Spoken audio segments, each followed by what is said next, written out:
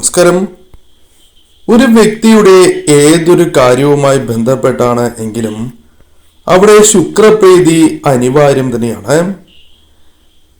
പെട്ടെന്ന് തന്നെ ഈശ്വരാധീനം വന്നു ചേരുവാനും മറഞ്ഞിരിക്കുന്നതായ ശക്തികൾ പ്രകടമാക്കി പെട്ടെന്ന് കാര്യം നടക്കുവാനും ഞാൻ ഈ പരാമർശിക്കുന്ന നമ്പർ കൊണ്ട് നിങ്ങൾക്ക് സാധിക്കുന്നു എന്നതാണ് വാസ്തവം. ഈ നമ്പറിന്റെ പ്രാധാന്യം ഇത് ശുക്രനുമായി ബന്ധപ്പെട്ട ഒരു നമ്പറാണ് എന്നതാണ്. അതീവ പ്രാധാന്യമുള്ള ഒരു നമ്പർ ആകുന്നു. നമ്പർ 6 അതായത് 1+2 +1+2 6.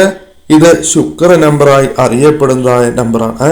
അതിനാൽ അതീവ പ്രാധാന്യമുള്ള നമ്പറായി തന്നെ പരാമർശിക്കുവാൻ സാധിക്കുന്നതാണ്.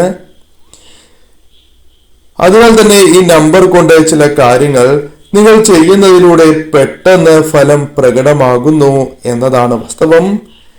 ഈ നമ്പർ നിങ്ങൾ കൈകളിൽ എഴുതുന്നതിലൂടെ അല്ലെങ്കിൽ ഞാൻ ഈ പരാമർശിക്കുന്ന രീതിയിൽ ചെയ്യുന്നതിലൂടെ പെട്ടെന്ന് തന്നെ ഫലസിദ്ധി കൈവരിക്കുവാൻ സാധിക്കുന്നതാണ്. ഏവരും ഓം കുബേരായ നമ എന്ന് കമന്റ് ബോക്സിൽ രേഖപ്പെടുത്തുവാൻ ശ്രമിക്കുക. കുബേരദേവനെ ഒരു നിമിഷം വന്ദിക്കുവാൻ നിങ്ങൾ ശ്രമിക്കുക. സമയത്തിന് പ്രാധാന്യമുണ്ട്. ഈ കാര്യം ചെയ്യുവാൻ ഏറ്റവും ഉത്തമമായ സമയം എന്ന് പരാമർശിക്കുന്നത് രാവിലെ 6 മണി മുതൽ 7 മണി വരെയുള്ള സമയത്താണ്. ഈ സമയത്ത് ചെയ്യുന്നതാണ് ഏറ്റവും ശുഭകരം എന്നതിനാലാണ് ഇപ്രകാരം പറയുന്നത്. നിത്യവും ഒരേ സമയം നിങ്ങൾ എഴുതുവാൻ ശ്രദ്ധിക്കേണ്ടതായിട്ടുണ്ട്. ഒരു ദിവസം രാവിലെ 8 മണിക്ക് ചെയ്യുന്നു എങ്കിൽ നിങ്ങൾ നിത്യവും 8 മണിക്ക് തന്നെ ചെയ്യുക. 6 മണിക്കാണ് ചെയ്യുന്നത് എങ്കിൽ എല്ലാ ദിവസവും 6 മണിക്ക് തന്നെ ചെയ്യണം. കൂടാതെ മഷിക്ക് വളരെയധികം പ്രാധാന്യമുണ്ട്. നിങ്ങൾ ഉപയോഗിക്കേണ്ടതായ മഷി നീല അല്ലെങ്കിൽ പച്ച മഷിയാണ്. കറുപ്പ്, ചുവപ്പ് എന്നീ മഷികൾ ഉപയോഗിക്കാൻ പാടില്ല എന്ന കാര്യവും പ്രത്യേകം നിങ്ങൾ ശ്രദ്ധിക്കേണ്ടതായിട്ടുണ്ട്. നിങ്ങൾ ഏതൊരവസ്ഥയിലാണ് എങ്കിലും നിങ്ങൾക്ക് ഈ കാര്യം ചെയ്യാം എന്നതാണ് പ്രത്യേകത. പുലവാലായ്മയാകാം, മാംസാഹാരം കഴിച്ചവരാകാം, ആർത്തവമുള്ളവരാകാം, ഇത് ബാധകമല്ല.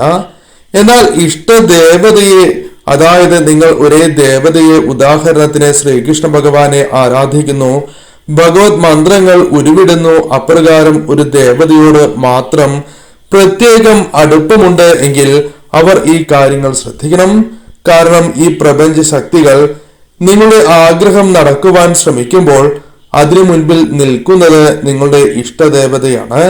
അതിനാൽ ഇത്തരത്തിൽ ജന്മാന്തരങ്ങളായുള്ള ബന്ധമുള്ള ദേവതയെ തിരിച്ചറിഞ്ഞവർ മാത്രം ആർത്തവ സമയം ഈ കാര്യം ആരംഭിക്കാതിരിക്കുക. അതായത് ഇഷ്ടദേവതയെ നിങ്ങൾ തിരിച്ചറിഞ്ഞിട്ടുണ്ട് എങ്കിൽ ഈ കാര്യങ്ങൾ ഇത്തരം സമയങ്ങളിൽ ചെയ്യരുത് എന്നതാണ് വാസ്തവം. 21 ദിവസം അടുപ്പിച്ചാണ് ഈ മിറാക്കിൾ നമ്പർ നിങ്ങൾ ഉപയോഗിക്കേണ്ടത് എന്ന കാര്യവും പ്രത്യേകം ഓർക്കണം.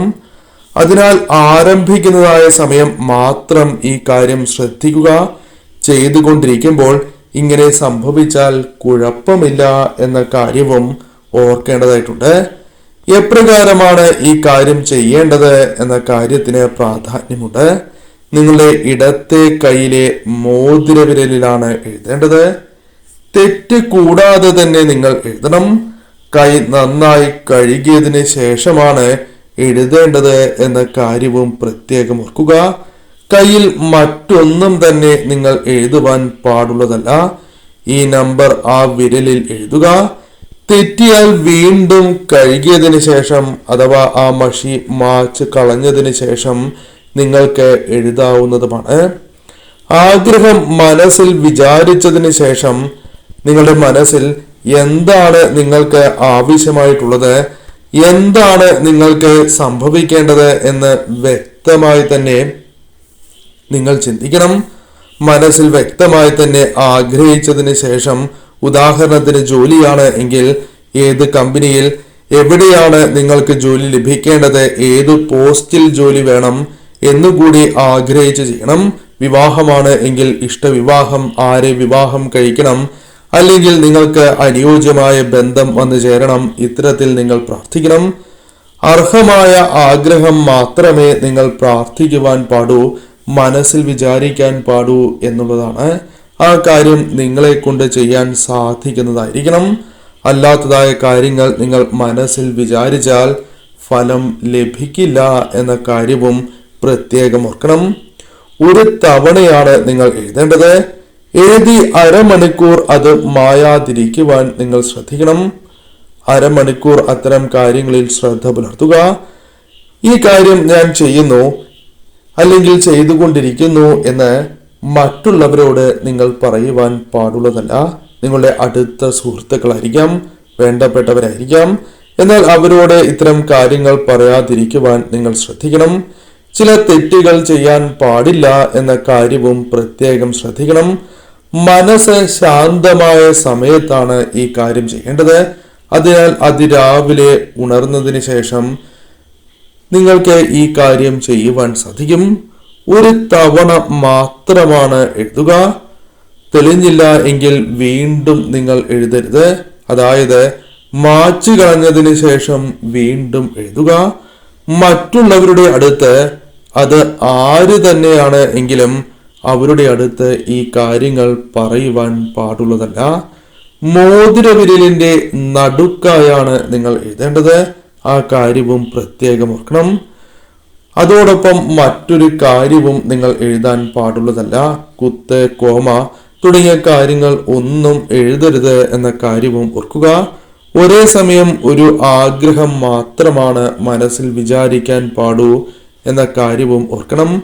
പെട്ടെന്ന് നടന്നാൽ, അതായത് 21 ദിവസത്തിനുള്ളിൽ നടന്നാലും ആ 21 ദിവസങ്ങൾക്ക് ശേഷം അടുത്ത ആഗ്രഹത്തിനായി ചെയ്യാം.